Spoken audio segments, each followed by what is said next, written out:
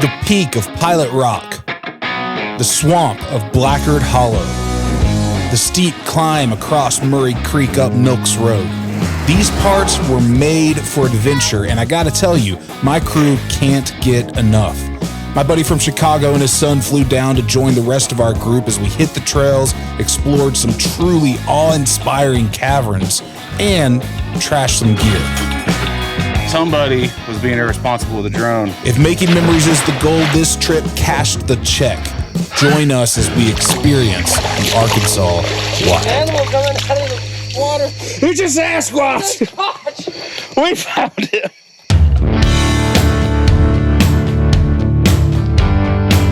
We are moving way too slow for the interstate. That is not 70 miles an hour, but I should get through this pretty quick. Met up with Jacob. You can see him right here in front. And we are going to go meet with my buddy Chad, who I've never camped with. I've done a roundtable with him. Met him at lots of different events. We've run into him in the woods. Never camped with him, so it just felt like it was the right time. So he's coming for Conway. They're a lot closer. We're going to the Big Piney, and actually a spot I've never camped at. We're going to go meet up with them. Got my son with me, chilling in the back. It's going to be a good trip. After a summer of Arkansas camping, I can confidently say Green Day got it wrong. Wake me up when September begins. It's a magical month in the Ozarks. Temps drop at night and it gets cool enough for a fire and sweatshirt. In the afternoon, the warm sunshine makes you want to hit a swimming hole. I camp year round, but always try my best not to miss September. It's that perfect balance, a real sweet spot in the climate. After navigating the rubberneckers on the interstate, we finally were on the dirt. Full disclosure, it took us a while to make it to camp, and by the time we arrived, it was dark. We decided to skip the filming for night number 1, so what you're seeing here is actually the next day. We had a loose route planned, and by loose, I mean go west. I knew where I wanted to end, but how we got there was part of the fun. People get really tied up in planning routes, and I get it. There's a certain appeal to that, but for me, I love to just go. Sometimes that means clearing down trees or doing a 90-point turn and backtracking, but that's part of what draws me in. If that tire on Chad's truck was just a few more inches to the left, that would have been a $4,000 whoops. But risk it for the biscuit, as they say, the show must go on. The camera survived. Next time we do something like that, that's literally why we have $300 GoPros and not. Yeah, but the quality is not the same. If you haven't visited Pilot Rock, you need to. There's a hiking trail that goes up to the top, and I'm told you can backpack up there and camp. I think that would make a killer video. What about you guys? Should we do an episode like that? Let me know down in the comments below what you think. Also, if you're enjoying this video so far, consider liking and subscribing. It just takes a second or two and it really helps me out. But enough of all that. Let's get back to the adventure. Y'all can run through it if you want to, and I'll get up here and film it, but I'm not going to run through this.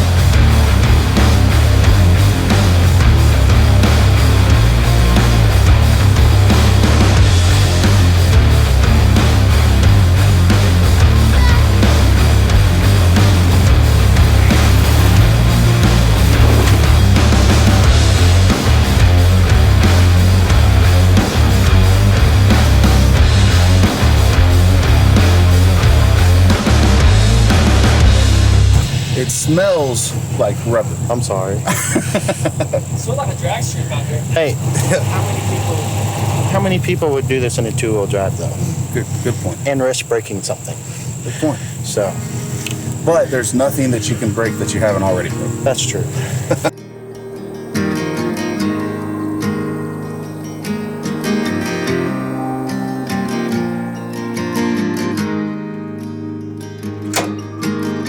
I recently listened to an interview with the New York Times best-selling author Donald Miller. In the conversation, he was discussing a film that had been made about his life. When he reviewed the script, he noticed several embellishments. Some elements were mere exaggerations of actual events, while others were pure fiction. Clearly, the writers had taken some liberties with the story to make it more interesting. That's when Miller made a profound observation, and it continues to camp in my mind to this day. He said, maybe I should have lived a better story. I think he was probably going for a laugh, but there's some deep ideas in that comment that we need to unpack. If someone made a movie about my life, would they need the writers to spice it up a bit? Maybe add some drama, create a few cliffhangers? I mean, do I set high goals and put myself out there? Am I playing it safe or risking it for the right reasons? The truth is, we could all be living a better story. In 2020, many of us did a factory reset. The world kind of hit the pause button, and we had the distractions and routines of day-to-day life sort of turned off. Some of us replaced those things with the news and fear. Others turned to the bottle, food. But ultimately, I think we landed on the other side and started to look inward. I know for me, I started asking myself hard questions that were previously really easy to ignore. Questions like, what traits am I modeling for my kids that I don't want them to have? What things am I teaching them that they're gonna have to unlearn later in life? And the big one, what story am I writing?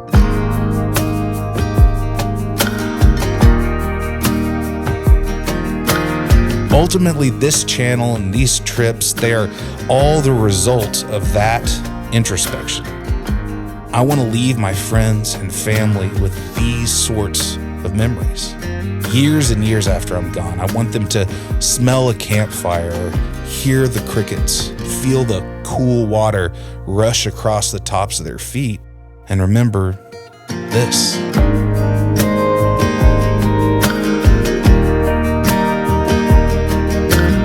A good story doesn't have to be important. It just has to be good.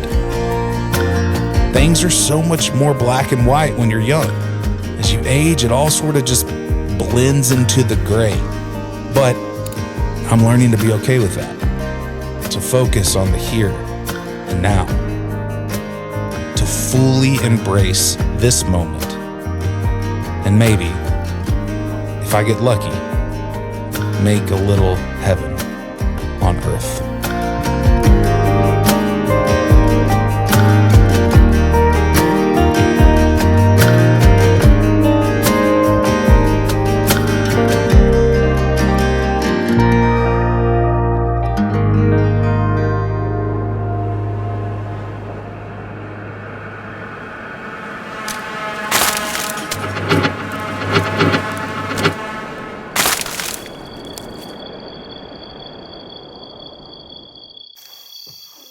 What happened?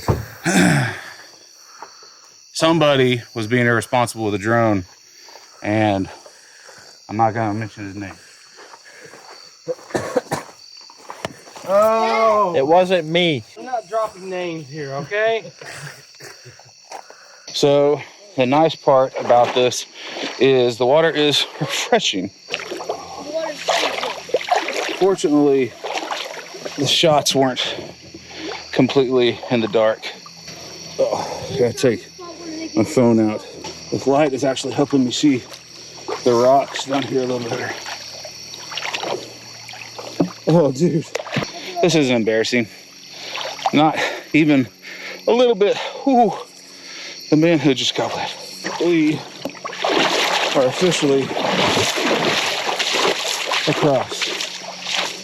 You want to come in there?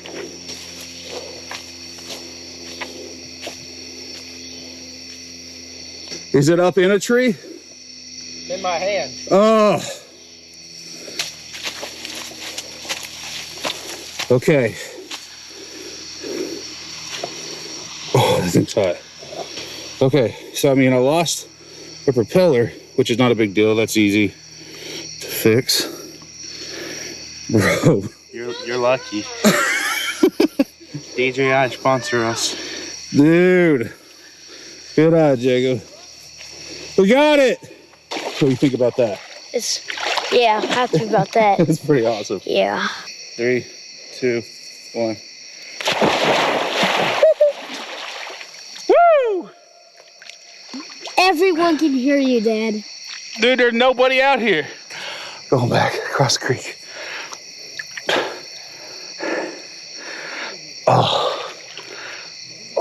It's a little bit chilly. Wouldn't you say? Yeah, it's kind of chilly. It's pretty chilly. Just don't think about what we're climbing through right now. That's delicious. And nutritious. There's an animal coming out of the water. It's a Sasquatch! Gosh. We found him! She survived. With the cigar. When it gets stuck, it just takes a long time. You're close. Oh! Hey! Boom! Might as well keep going, right? Yeah. Watch. There, he hit it. This is the meat.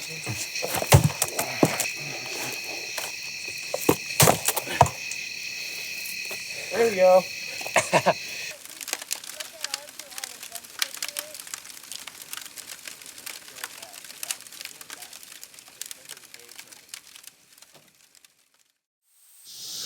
It was like 10 o'clock at night, and I just didn't want to. So we turned around and went to a spot that he found my YouTube channel at.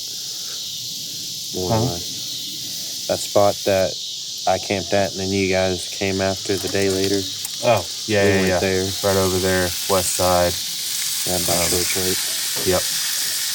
Dude, my buddy man, he would have freaked out on that trail we went in that brand new Forerunner. Oh yeah. He'd have been freaking out. That's There's not a no trail way. you want to take somebody on the first time that they kind of get out and start experiencing those. He's been out like he has a Tacoma. Oh, okay. He goes out quite a bit, but he's never done crap like that before. First gen Tundras are supposed to be bulletproof, and then I'm out here, now, don't hope I'm two-wheel drive, busting every front end part I can.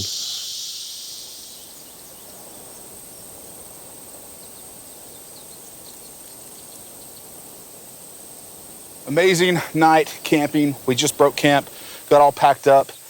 Jacob and Chad are heading home, and I'm heading to Little Rock. Gonna pick up my buddy who flew down from Chicago, and I'm super pumped about this.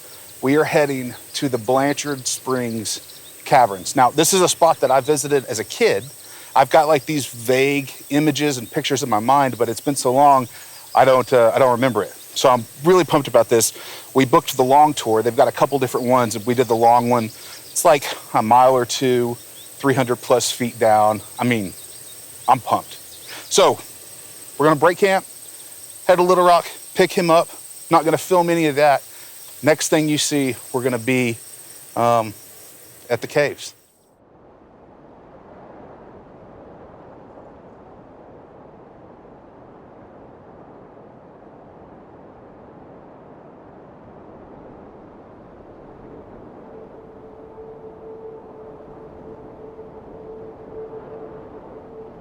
Back in my college days, I did a semester abroad in Florence, Italy. We took the train to Rome, and one of our stops was St. Peter's Basilica. When I entered through the doors, my knees literally trembled from the sheer size and grandeur. It was a physically overwhelming experience that has never occurred to me since. That is, until this day. We entered an area of the cave they call the cathedral room. It's really hard to describe this, and it definitely doesn't translate well to video and pictures, but it's over 1,000 feet long, 6 stories tall. My son was struck with fear as he saw it and almost backed out of the rest of the tour. It's truly amazing. The limestone rock from which the cave was developed was formed by fossilized sediment from sea creatures at the bottom of an ancient inland sea, estimated to exist about 350 to 500 million years ago. When prehistoric land masses shifted, the seabed was uplifted to form the Ozark Plateau. The exposed land was shaped by the elements, wind and rain, into mountains and rivers. When the slightly acidic rainfall penetrated cracks and crevices in the limestone, cavities were formed. Water entered, enlarging the cavities as it flowed through and filled them. As the water cut its way downward, seeking lower levels, it left hollow, air-filled caves. Dripping water from above then deposited calcium carbonate and other minerals to form the cave features and formations, which continue to change as long as the water continues to drip.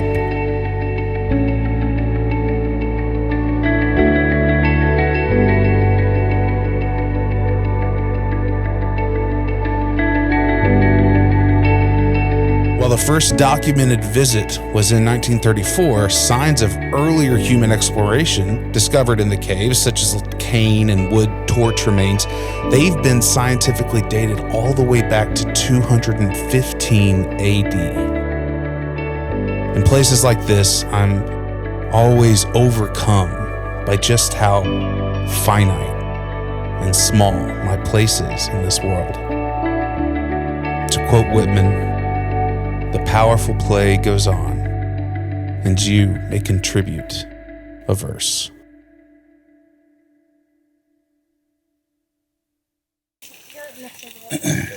This is called a burned brat. Oh, fun!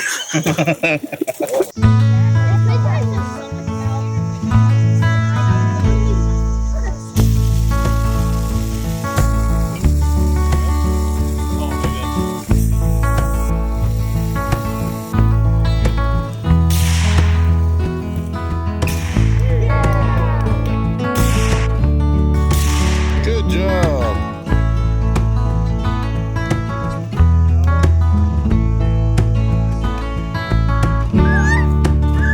Six kids, 3 dads, 2 friends, and a dog.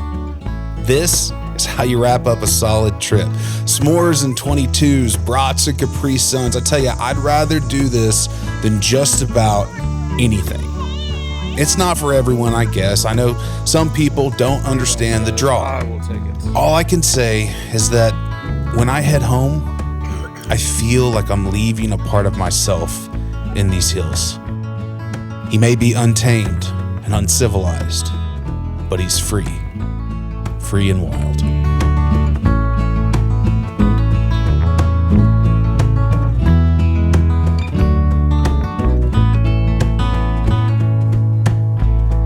This morning was the first morning that I've woken up from camping and not been hot. I'm so pumped that the fall is finally upon us. We're moving into it. I mean, it's still a little warm right now, but it's just amazing getting out here and camping this time of year.